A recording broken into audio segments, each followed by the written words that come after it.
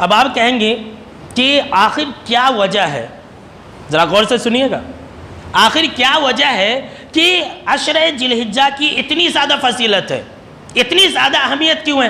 تو اس سوال کا جواب حافظ ابن حجر رحمۃ اللہ علیہ نے فتح الباری کے اندر دے دیا ہے۔ وہ کہتے ہیں کہ دراصل ان 10 دنوں کی فضیلت اس لیے اتنی زیادہ ہے کہ ان 10 دنوں کے اندر اتنے زیادہ نیک اعمال جمع ہو جاتے ہیں جتنے زیادہ نیک اعمال ایک ساتھ پورے سال میں کبھی بھی جمع نہیں ہوتے۔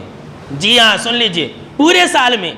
اب مثال کے طور پر دیکھ لیجئے، ان 10 دنوں کے اندر روزہ ہے، ان 10 دنوں کے اندر حج ہے، اور اس کے بعد ان 10 دنوں کے اندر قربانی بھی ہے، اور ان 10 دنوں کے اندر صدقہ و خیرات بھی کر سکتا ہے۔ ان 10 دنوں کے اندر جو ہے عرفہ کا دن بھی ہے، انہی 10 دنوں کے اندر ہے۔ بقیہ پورے سال میں یہ اتنی ساری عظیم عبادتیں کبھی جمع نہیں ہو سکتی ہے۔ اب جیسے رمضان کا مہینہ ہے، عرفہ کا دن نہیں آ سکتا، لیکن یہ عشر ذی الحجہ ایسے ایام ہے کہ ان 10 دنوں کے اندر روزہ بھی ہے، نماز بھی ہے، حج بھی ہے، اور صدقہ و خیرات بھی ہے، قربانی بھی ہے، یعنی کہ اسلام کی جتنے بھی اہم عبادتیں ہیں وہ ساری ایک ساتھ جمع ہو جاتی ہیں۔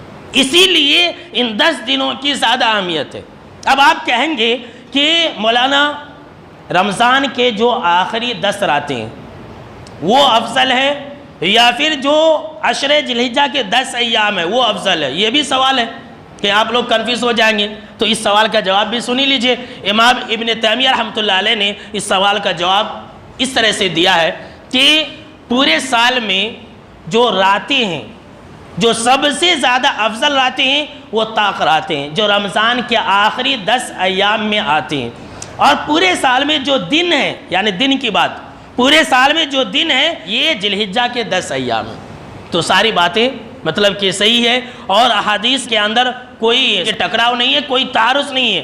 رمضان کی بھی اپنی جگہ فضیلت ہے اور عشر ذی الحجہ کے بھی اپنی جگہ فضیلت ہے میرے دوستوں۔